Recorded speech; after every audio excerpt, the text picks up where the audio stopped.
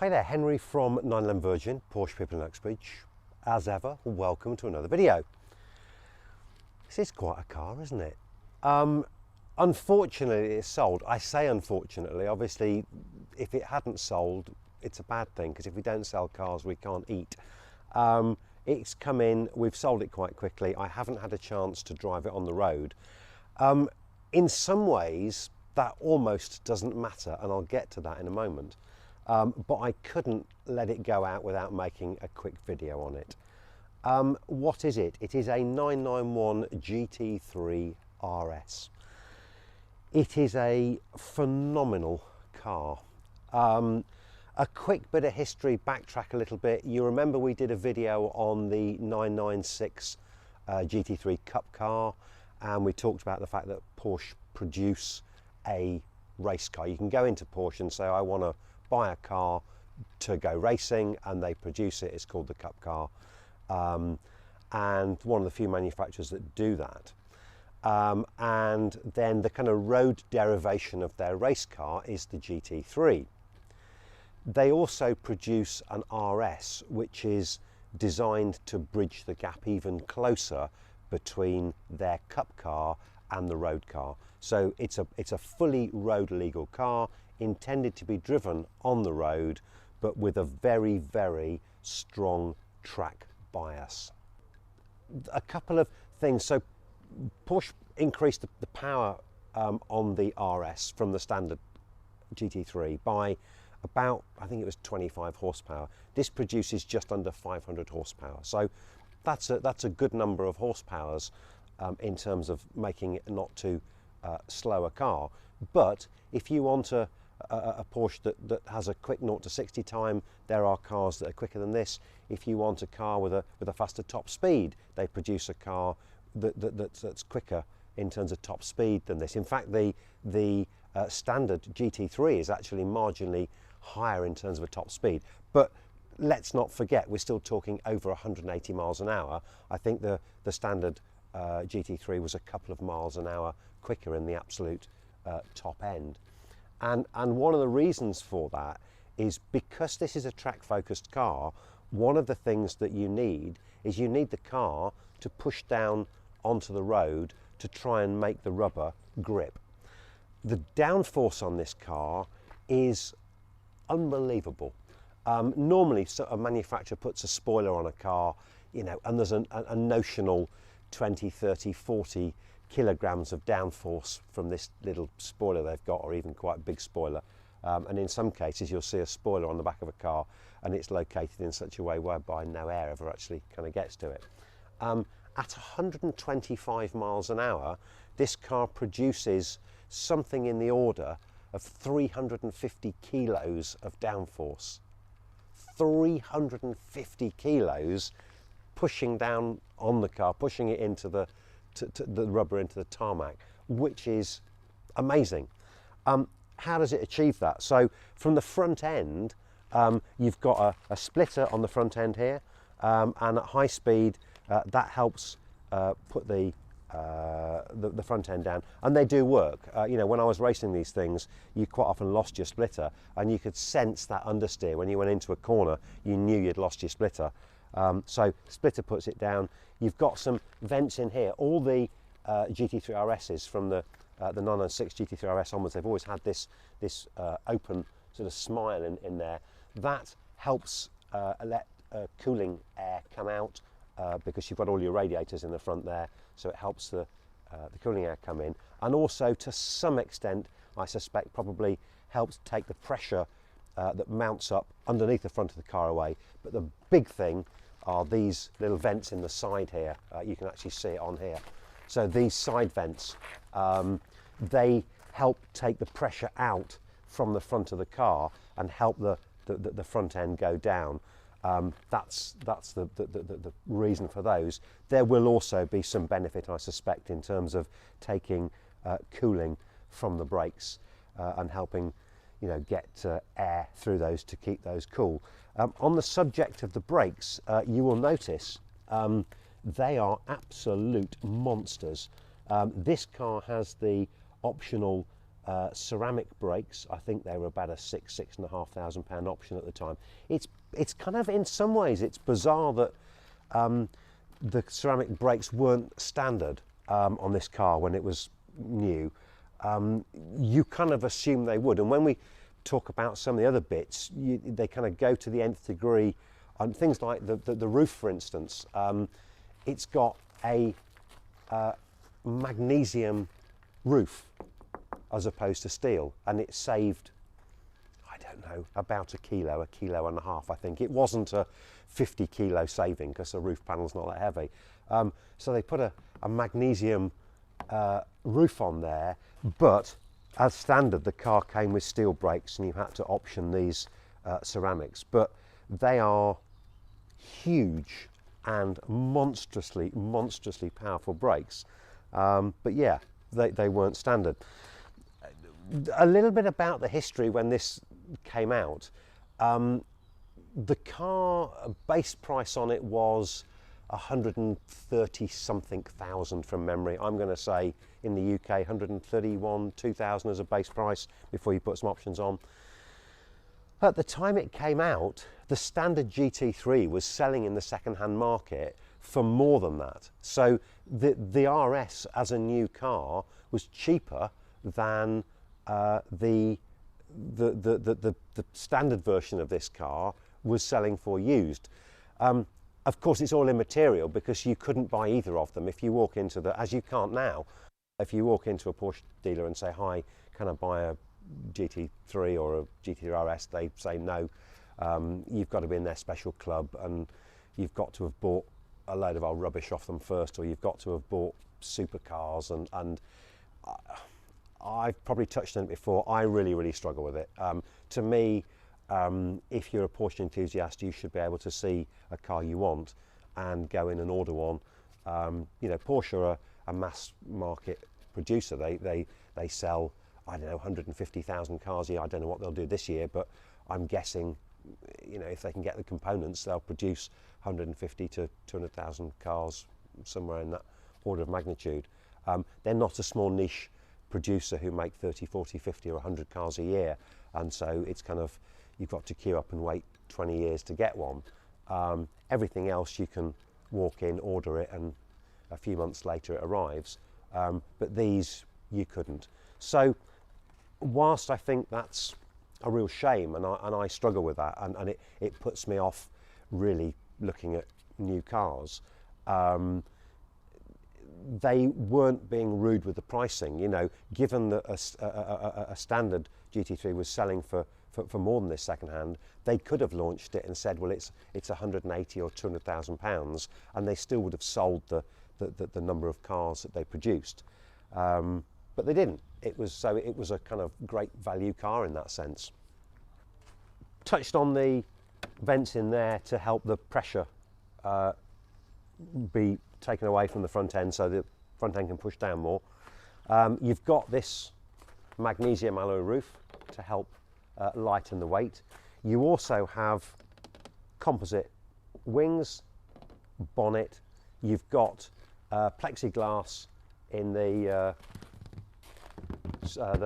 three-quarter windows and the rear windows, as you do in a cup car. So the cup car actually has fixed plexiglass windows in the side, but these are glass because they go up and down electrically still, and your front screen is always glass.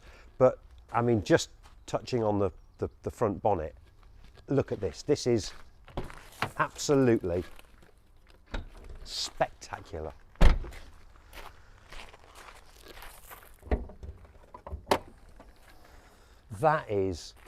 It's beautiful. It's a work of art.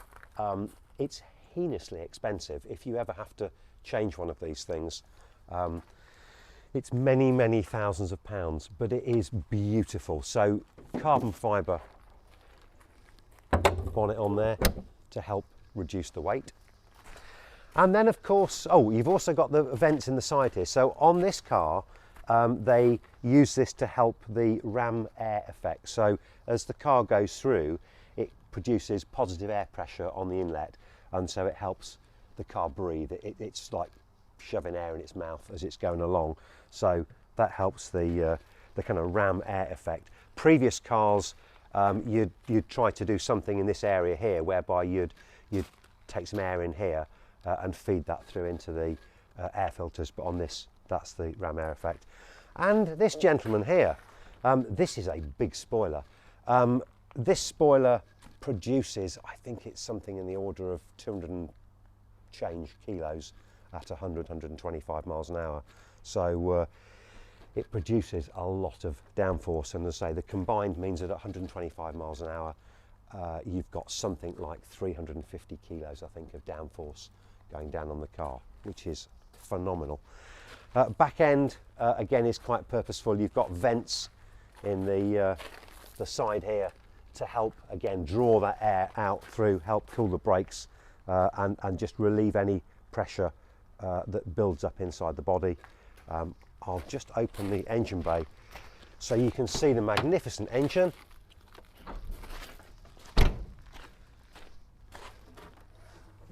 Oh no, you can't. Underneath there is a magnificent engine, but you just can't see it, unfortunately. You can see it's a 4-litre engine because it says so there. This isn't the engine, by the way, so it's not, these aren't your turbos or anything, they're just little cooling fans and a bit of carbon fibre on there. But the engine is all hidden away underneath there, which is a bit of a shame because you want to look in and sort of see the beast, but you can't. Even on here, we've got little sort of grills, and again, it's helping vent air out through the engine bay, and it's helping cooling air and you know, air and sort of pressure and everything coming out. So really quite nice. You tend to get on the back of cars, you have diffusers which help sort of suck the air in, creates a kind of vacuum and helps speed the air coming out on cars. Traditionally, that's the way to take the back end, the pressure on the to push the back end into the tarmac more. And interestingly, the reason that Porsche can't have a diffuser on the back end is because of the location of the engine, because normally you'd have a front engine car and you've got then space underneath, a void underneath the back of the car, but the engine's in the way, so you couldn't do that. The rear wheels on this,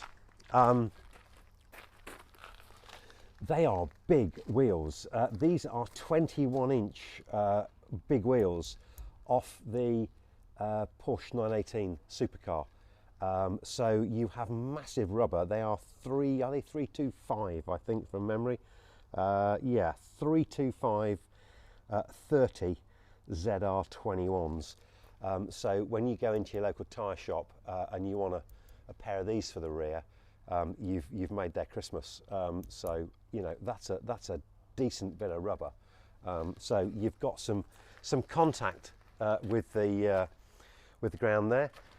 Inside the car, it's a really nice cabin space in there. They were all PDK gearboxes, so you didn't have a manual gearbox in these. The seats are gorgeous. These again are out of the 918. They're 918 carbon seats, and if you have a look in there, that's a really gorgeous seat. You got a club, or had the option of a Club Sport package, which would give you a half roll cage in the back there. You've also got a little, if we go around the other side, you can see there's a fire extinguisher that just sits in there. So you had a fire extinguisher. As I say, obviously the harnesses, as well as the seat belts. So you got standard seat belts to use when you're driving along down the road, and then you had the harnesses when you took it on track to do your track work, which, as I say, is what the car is all sort of designed to do. We've moved back in. It's just started to spit with rain, so we've popped it back in here. So, I mean, a spectacular car in terms of capability and what Porsche gave owners with the car. The kind of bizarre thing is that you can't really get this car to switch on the road. It's fine as a road car. It's really nice. and you know, you could use it as your everyday car and it's perfectly usable and there is no problems at all. But to get the benefit of the magnesium roof, of the carbon fibre, of the 350 kilos of downforce from the Aero package, you've got to be doing 125, 140 miles an hour for it to work. And of course you can't do that on the road, and you can't push the car to the limits on the road. You know, you can't get to that point where you know, the car's sort of starting to lose grip and you're kind of using the balance of the car. You can't do it on the road because you have no runoff, you've got other road users. And even on a track day, if you go to a public track day, certainly in the UK, they're quite busy affairs and you have rules whereby you're not allowed to overtake people on corners and so on. And so you've got a car like this, which is capable of you know, a retardation in a tiny, tiny space. You know, these carbon brakes and the kind of weight reduction and so on, and you know, it stops on a sixpence. But other track users there are going to be braking far too early, and you kind of want to carry the speed into the corner and you can't. So it becomes quite a difficult car to use as designed. And indeed, you know, the people that buy these cars now, you know, they're wanting them to be, you know, on original panels, and if you've got a car, you know, my race cars, my GT3 Cup cars, you know, they say motorsport's not a contact sport. Well, it is, of course it is. You know, I still remember my kind of proudest moments when my first ever race I did.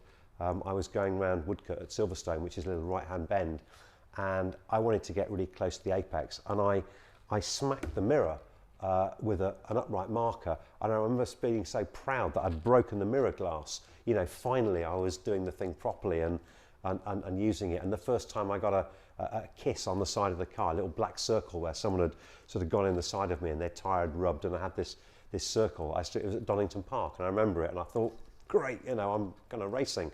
And so I think when you do kind of track days on cars, it has to be a tool. And I think people are probably a bit precious about having a car like this to do track days. You know, if you don't come off, you're not trying hard enough. But the trouble is, if you have an off on this and you damage a wing and a bonnet, and you know, it's a massive, massive bill. And so, and also in terms of desirability, suddenly your car is kind of less desirable because it's not original panels. It's, you know, the guys buying these cars, they're almost becoming kind of collector's items rather than being used in the way intended. And I think that's, I'm exploring, I've sold Porsches for over 30 years, and I'm finally starting to almost explore the DNA of what makes a car, or what makes a Porsche so special. And for road use, I'll make a couple of videos. We took a little 3-litre SC into this week, and I'm going to make a video on that because we've all driven it here, and for road use Porsche DNA, it's incredible. And I'll make a video on that, and we'll discuss that and what makes it so good. And I'm exploring in my own road use, in the more modern era of cars, what you actually need to kind of give you pleasure and so on. And you know, it isn't a car that I would have myself, not because it's not good, because it is spectacular, but because I wouldn't use it in the way Porsche intended. I would actually use my Cup cars and put them on the track because I'm not as precious about them. You know, if I clip something or have an off, it doesn't matter. It's a race car, you mend it, and you know, it's like Trigger's broom. You have bits of a car that you kind of mend them, put them back on the track and so on. Whereas this, I would hate to damage it and feel as though I've ruined what's a beautiful car. But the components on it need to be driven really, really hard to make them work. To some people, owning the car and knowing the capability of their car is enough. And I don't even necessarily think it's kind of bragging rights so they can go into the pub and say, hey, look at me, I've got this fantastic car. I think Porsche owners buy their cars from the inside out rather than the outside in. I always say that when you go to a hotel, if you have a Lamborghini or potentially a Ferrari, they're always parked up in the area that says no parking, whereas the Porsches are parked in the car park where they should be parked, and the owners kind of respect that. And I think people who own these cars, it isn't necessarily a flash thing. It's an inner pleasure they get from owning the technology and so on. In the same way you might do with a fine wristwatch. It's knowing the movement inside the watch, and that gives you the pleasure. So certainly knowing the car's capabilities will give people pleasure, but you do have to drive it very, very hard and very, very fast for this car to come alive. I think this had the Nordschleife time, I think it was a little bit over 7 minutes at the time, and that might have even been on a damp track. So I think they quoted it as at least 7 minutes and however many seconds it was. So, you know, spectacularly capable, but I wonder how many owners will ever get to explore that capability, and indeed are good enough to explore that capability on a circuit. Well, as I say, unfortunately I couldn't drive it because it's sold, which is a great thing because it's what we do for a living. But I couldn't let it go without a video because it's such a phenomenal car. You know, we were thrilled to get it in, and so definitely if you've got any more nice GT3 RSs that you want to sell, by all means get in touch with us, because we love cars like this. Yeah, in the meantime, keep watching the videos, subscribe and you'll see when new videos come out. We have got a few planned. We've got a couple of videos we're going to do where we kind of discuss cars and the market in general and the specialist car market. We were chatting earlier on today, and I think there's a video to be made there with some of the guys here, so I'll put that one up at some point in the not too distant future. In the meantime, enjoy what's left of the summer, look after yourselves. My name's Henry, we're 911 Virgin, the Porsche people of Uxbridge. Goodbye.